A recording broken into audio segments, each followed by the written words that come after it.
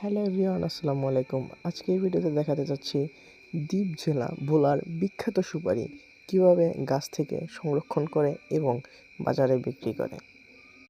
এটা হচ্ছে দ্বীপ জেলা ভোলার লালমোহনের সুপারি বাগান এবং ভোলাতে সুপারির রাজ্য।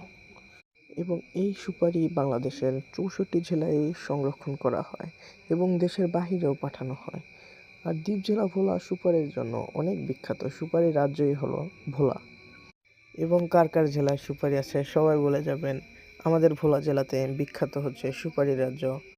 প্রতি বছর ভোলাতে এত সুপারি হওয়ার কারণে ভোলার মানুষ অনেক আনন্দিত হয় এবং এগুলো বিক্রি করে তারা প্রতি বছর অনেক টাকা ইনকাম করে। সুপারির রাজ্যর জন্য আমাদের ভোলাই বিখ্যাত। যারা পান খায় তারাই বোঝে সুপারির কী স্বাদ, যারা খায় না তারা বোঝে না। ওকে, আল্লাহ হাফেজ। আজকের ভিডিও এই পর্যন্তই। ভালো থাকবেন, সবাই সুস্থ থাকবেন। আল্লাহ হাফেজ।